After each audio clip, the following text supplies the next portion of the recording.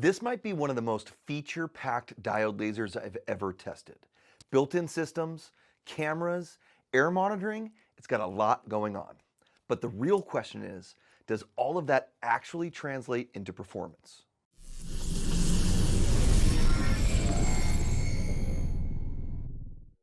This is the Aliencell X1. It's a 40-watt diode laser.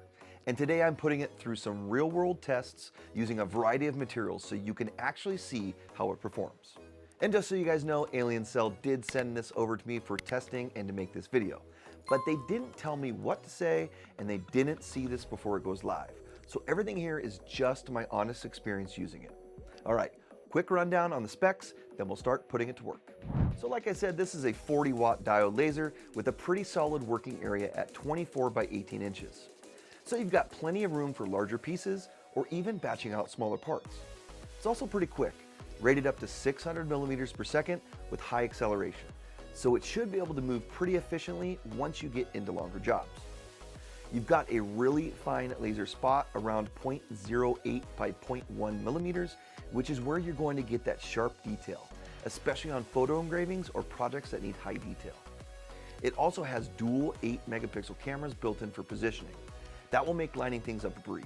There's a built-in standalone system with a really nice and responsive touchscreen, so you're not always tied to a computer, which can be helpful for just getting in and running jobs. And surprisingly, it even has a built-in air quality monitor, which is a nice touch.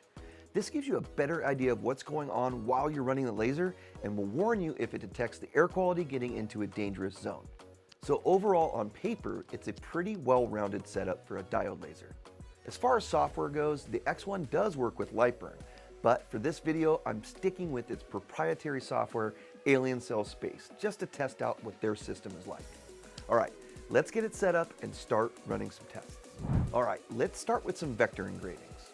For each test, I'm building out these material test cards so you can see exactly how different settings perform. This is a quick way to find that sweet spot without guessing. And the Aliencell Space software has a handy built-in material test feature, which I use to create a multitude of these test cards. Take a look at these common materials that I use for my testing. We have 1/8-inch basswood, MDF, Luan, white oak, and maple MDF. I also tested some 1/4-inch walnut veneered MDF, plus slate and cork coasters. Now beyond the test cards, I wanted to see how it actually looks on real projects across a couple of different materials. So I made a few coasters, as you can see here, and the quality came out great. And across the board, the line quality is really consistent and crisp. And one thing to mention here, the built-in camera on the X1 actually works pretty well. Being able to see exactly where your design is going before you hit start just takes a lot of the guesswork out of it, especially when you're lining things up on smaller pieces or trying to place something precisely, like on these coasters. Although I personally don't use cameras in my workflow very often, I can definitely see how helpful this would be for a new user just getting started. So with all that being said, overall vector engraving is definitely a strong point here. All right, next up is raster engraving. And for this, I really want to focus on photo engraving. Photo engraving is usually where you really start separating machines because detail and image processing matter a lot here. One thing I will say, the process of getting these photos dialed in was actually pretty simple. Using Aliencell Space, a lot of the raster settings are already built in, so you're not spending a ton of time trying to figure out how to process the image. It was really easy to play around with some of the levels and the preview settings until I found something that looked really good.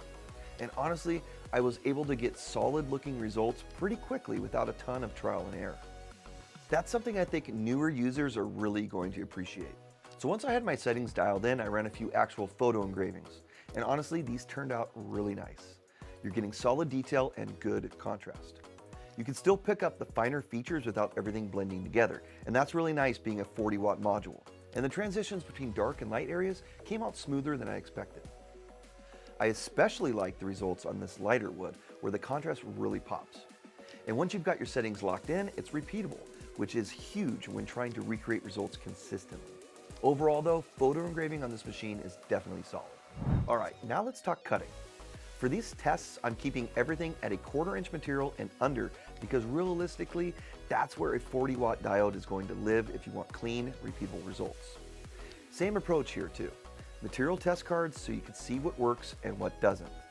This makes it really easy to see where your settings start working and where they don't quite make it through. I really can't stress this enough. Take the time to go through this test card process whenever you're working with a new material or using a new machine. Of course, every material reacts differently, and the time you put into testing will benefit you in the long run. You won't have to guess when you're working on actual projects, and that saves both time and material.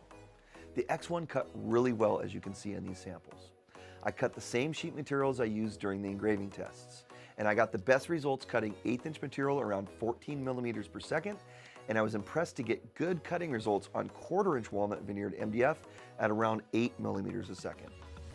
You could push thicker materials if you want, either by slowing things down or adding additional passes.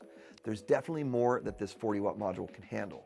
But for something you're going to run consistently, I think this is really the sweet spot. And if you need a little extra power, Aliencell also offers this laser in a 60-watt version. It's good to have options. Overall, no big surprises here during the cut testing. Another win for cutting performance. All right, let's take what we learned and actually make something. Nothing crazy here, just a simple project that most people would realistically make. And I'm using settings straight from the test cards. So at this point, there's really no guesswork. This is where everything comes together. Clean engraving, clean cuts, a little glue and a little paint, and here we have a graduation money or gift card holder ready for the end of the school year. So after spending some time with the X1, this is honestly just a really well thought out machine. The build quality is solid, fit and finish look great, the bed size is in a really nice zone, not too big, but definitely not too small either. And most importantly, it performed, and it performed well. I must say though, the only thing I think that could be improved a little bit is the software. Now to be fair, it was intuitive and I didn't run into any issues. But if you're used to something like Lightburn like I am, the interface can feel a little clunky.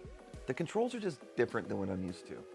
But I use Lightburn professionally every day, so I'm definitely a little biased there. It's what I'm really used to. The good thing is, this is the kind of thing that will continue to improve over time and with updates. And honestly, for where it is right now, I'm really happy with it, especially if I put myself into the shoes of a new user. And plus, since the Aliencell Space software is specifically built for this laser, all of the tech features like autofocus and the built-in camera, they work seamlessly. So there's benefits to working with the Aliencell Space software for sure. Overall though, it's just been a really solid experience getting a chance to play with the Aliencell X1. Diode lasers have come such a long way since the old open frame models from a few years ago. And the X1 is a complete package that gives you speed, power, and safety.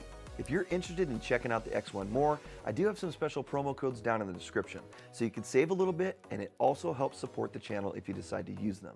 Aliencell also has some pretty good Mother's Day sales going on right now, so you have the chance to save some money and also get some nice freebies. So you've watched me test this laser and go over some of its features. Let me know what you think about this machine, and if there's anything specific you'd like me to test or make with it, drop that in the comments below. Don't forget to subscribe to the channel if you want to learn more about lasers, CNCs, or UV printing. Thanks for watching, and I'll see you on the next one.